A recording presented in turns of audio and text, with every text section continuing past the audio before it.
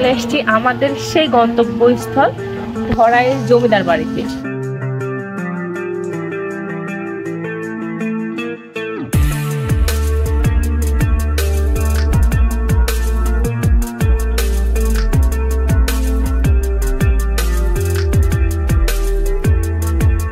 কি বলতে কি আমি নিজে অবাক হয়ে যাচ্ছি যে আমার কল্পনা তো ছিল না যে এখানে এসে এই বাড়িটা এখানে চোখে পড়বে।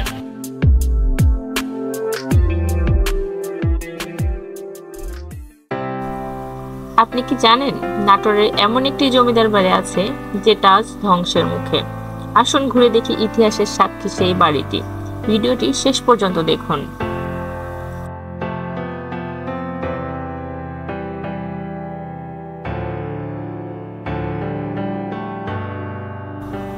সংস্কৃতি, ইতিহাস আর ঐতিহ্য কথার নাটোর। অর্ধবঙ্গেশ্বরী রানী ভবানী রাজবাড়ি, উত্তরা গণভবন আর চলন বিলের ইতিকথা পাওয়া যায় ইতিহাসে। তবে নাটোরের প্রত্নতাত্ত্বিক অনেক ঐতিহ্যবাহী স্থাপনার কোনো ইতিহাস পাওয়া যায় না। নাটোরের আনাচে কানাচে ছড়িয়ে ছিটে থাকা অনেক জমিদারের যেমন ইতিহাস নেই, তেমনি সংরক্ষণ করা হয়নি জমিদারের বাড়িগুলো। সেই কারণেই প্রত্নতাত্ত্বিক নিদর্শন থেকে বঞ্চিত ভবিষ্যৎ প্রজন্ম। আর জমিদারদের সেই জমিদার বাড়ি ও জমি জমাগুলো প্রভাবশালীদের দখলে চলে গেছে।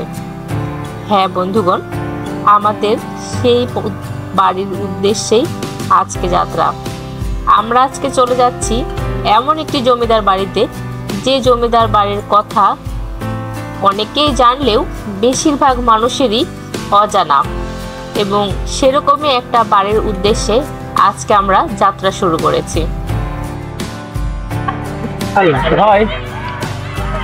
এই পুরাতন বাড়ি কোনটা? জমিদার বাড়ি রাজবাড়ি। এখানে রাজবাড়ি আছে, এখানে কত দূর?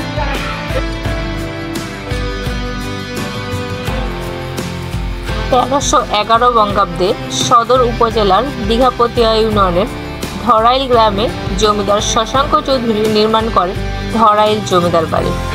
রূপকথার এই জমিদার বাড়ি নাটোর থেকে প্রায় 10 কিলোমিটার দূরে। এছাড়াও 1337 বঙ্গাব্দে জমিদার বিনোদ বিহারী চৌধুরী দীঘাপতিয়া রাজবাড়ির আদলে 12 বছর সময় ব্যয় করে প্রাসাদ নির্মাণ করেন। তিনি একজন অভিজ্ঞ প্রকৌশলীও ছিলেন, তাই প্রাসাদের নকশা নিজেই প্রণয়ন করেছিলেন। নাটোর, বগুড়া, নওগাঁ, পাবনা, পাঁচবিবি সহ দেশের বিভিন্ন এলাকায় ধরাইল জমিদারদের তালুক ছিল। নওগাঁয় লীলা সুন্দরী 300 বিঘা জমির খাজনা আদায়ের দায়িত্ব ছিলেন। সেখানে গড়ে উঠেছিল ধরাইল জমিদারের কাচারি বাড়ি। বহরমপুরের এক জমিদারের সঙ্গে লীলা সুন্দরীর বিয়ে হওয়ার কারণে ধরাইল জমিদার জমিদারি ছেড়ে আসেন। 47 সালে দেশভাগের পর জমিদাররা আর ধরাইল গ্রামে আসেননি। মুক্তিযুদ্ধের আগাম ধারণা থেকে তারা অনেক সম্পদ কলকাতায় নিয়ে গিয়েছিলেন। কালের বিবর্তন ও সংরক্ষণের কোনো উদ্যোগ না থাকায় দখল হয়ে গেছে জমিদারদের সিংহভাগ স্থাপনা। অযত্ন ও অবহেলায় জীর্ণ দশায় পতিত হয়েছে রাধাবল্লভজির মন্দির। বড় তরফের জমিদার ছিলেন শশাঙ্ক চৌধুরী, পুত্র বিজয় গোবিন্দ চৌধুরী ও স্ত্রী শ্রীমতী পারুল রানী। মধ্যম তরফের জমিদার ছিলেন যোগেন্দ্রনাথ চৌধুরী, দ্বিজেন্দ্রনাথ চৌধুরী ও জ্যোতিরেন্দ্রনাথ চৌধুরী। ছোট তরফের জমিদার ছিলেন গোবিন্দ দাস চৌধুরী এবং তার স্ত্রী শ্রীমতী বাসন্তী রানী।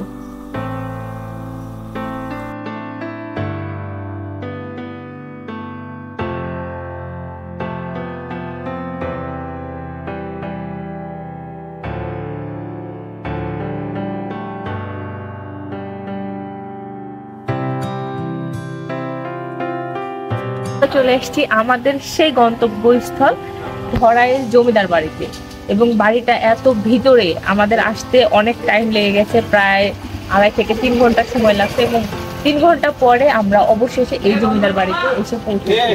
জমিদার বাড়ির চারিদিকটা, চারিপাশটা এখন আপনাদেরকে পরিদর্শন করে দেখাবো যে কেমন অবস্থাতে আছে এবং কি কি অবশিষ্ট আছে এই জমিদার বাড়িতে।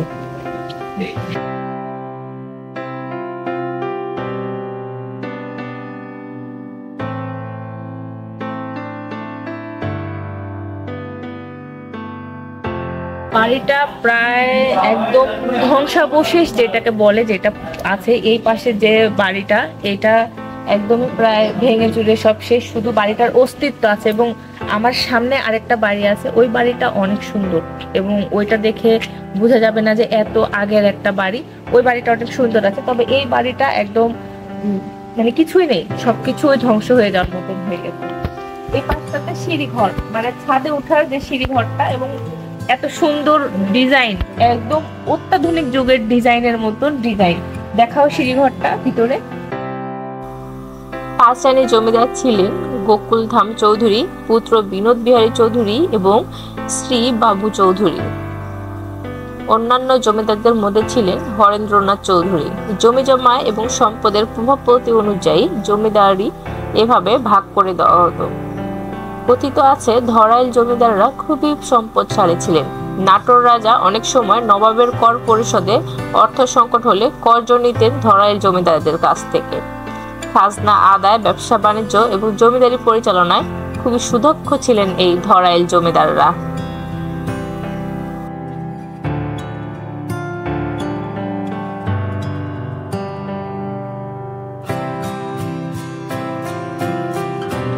সম্পূর্ণটা বাড়ির ছাদ ভেঙে গেছে, বাড়িটার ছাদ নেই, শুধু বাড়িটার স্তম্ভগুলো দাঁড়িয়ে আছে, কোনো কোথাও ছাদ নেই।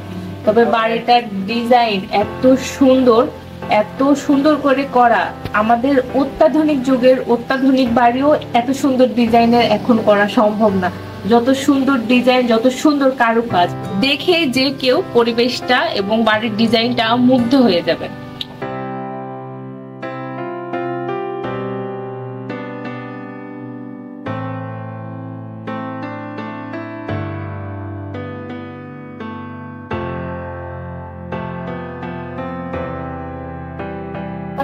আরেকটা ঘর, মানে একটা ঘরের সাথে আরেকটা ঘর কানেক্টেড।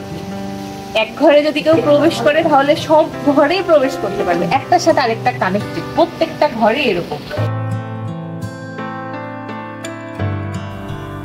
এই জমিদার বাড়ি সম্পর্কে বিশেষ একটি শ্লোক প্রচলিত আছে, তা হচ্ছে দত্তপাড়া পূর্ণকাশী ২০ খেয়ে মরে ১৮০। জানা যায় ব্রিটিশ আমলে চৌধুরী বাড়িতে নিমন্ত্রণ খেতে এসে দেওয়ানজি বাড়ির লোকেরা চাকরানের সঙ্গে ষড়যন্ত্র করে খাবারের সাথে বিষ মিশিয়ে দেয়। এতে করে উক্ত বিষ মিশ্রিত খাবার খেয়ে ১৮০ জন আমন্ত্রিত অতিথি মারা যায়।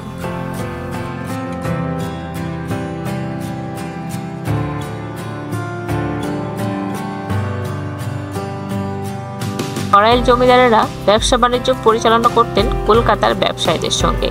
যে সকল কাঁচামাল আমদানি করা হতো তার মূল্য বাবদ বেতের তৈরি ধরা অর্থাৎ ৫ কেজি পরিমাণ অর্থ প্রদান করতে হতো।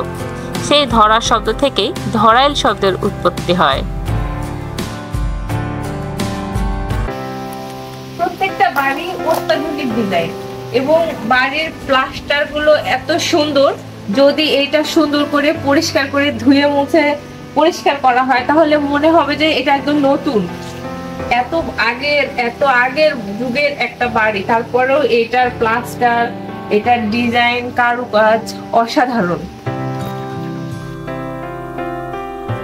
সাংস্কৃতিক অঙ্গনে ধরাইল জমিদারদের ছিল অনস্বীকার্য অবদান। জমিদাররা ধরাইল সমূহ সংঘ নামে একটি থিয়েটার হল স্থাপন করেছিলেন। প্রজাদের বিনোদনের জন্য বিখ্যাত অভিনেতা অভিনেত্রী অভিনয় করতেন সেই থিয়েটার হলে।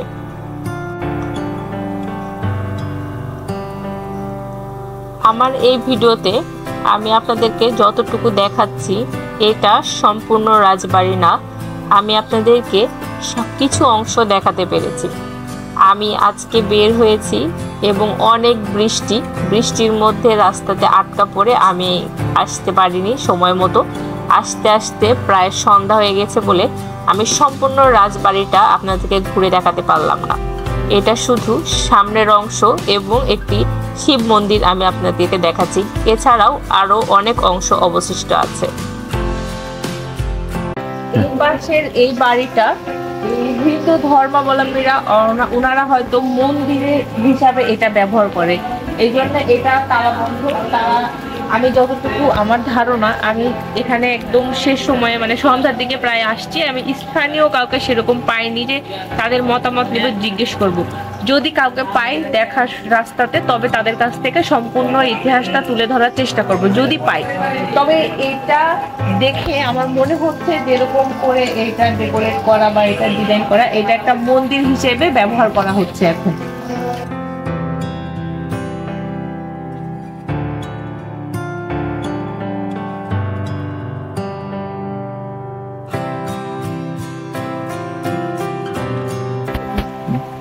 তুমি তো এর আগে কখনো এই জমিদার বাড়িতে আসোনি, তুমি কি জানতে যে এই জায়গাতে এত সুন্দর এত বড় একটা জমিদার বাড়ি আছে?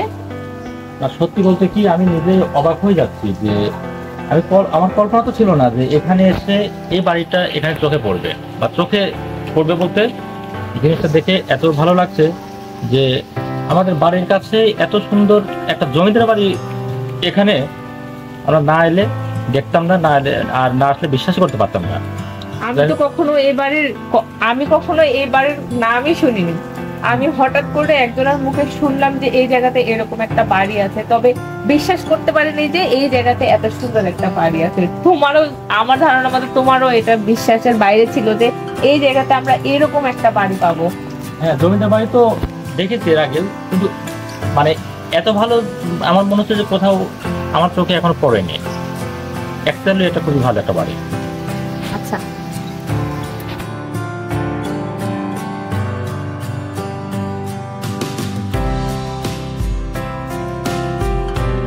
এইটাও জমিদার বাড়িরই অংশ, বাট এখানকার স্থানীয়রা এটা দখল করে এখানে বসবাস করছেন। সামনের যে বাড়িটি আমরা দেখতে পেলাম, এটা একটি দোতলা ভবন এবং এই ভবনটি সম্পূর্ণই এখানকার স্থানীয়দের দখলে, এবং তারা কোনো মতেই আমাকে তাদের বাড়িটি পরিদর্শন করার সুযোগ করে দেয়নি। মিনিমাম তারা বারবার অনুরোধ করছিল আপনারা এখান থেকে চলে যান, এবং আমাকে বাড়ির ভিতরে তারা প্রবেশ করতে দেয়নি। সম্ভবত তারা এখানে অনেক দিন যাবৎ বসবাস করছে।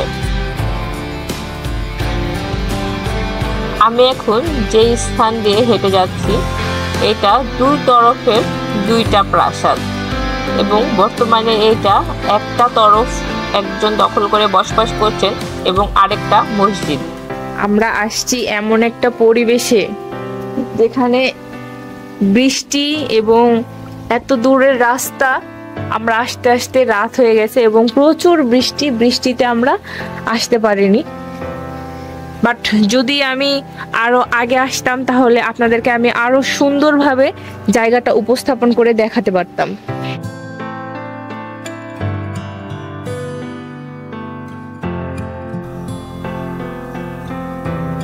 প্রচণ্ড বৃষ্টি এবং অনেক মেঘাচ্ছন্ন অবস্থার কারণে চারিদিকে অন্ধকার হয়ে গেছে, বিধায় আমি আর সম্পূর্ণ রাজবাড়িটি ঘুরে দেখাতে পারলাম না। আমাকে চলে যাচ্ছি বাড়ির পথে।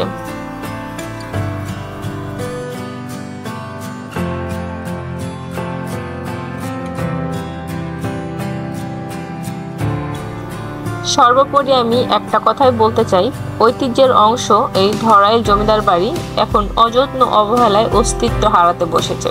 ইতোমধ্যে স্থাপনার বেশিরভাগই দখল হয়ে গেছে, যেটুকু আছে তাও জীর্ণ অবস্থায়। জমিদার বাড়ি সহ জমিদারদের সম্পদের সঠিক তথ্য সংগ্রহ করে সরকারের অধীনে নেওয়ার প্রয়োজন।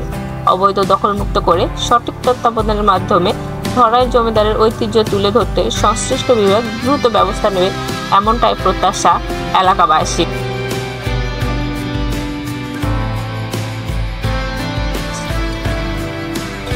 আপনি কি চান?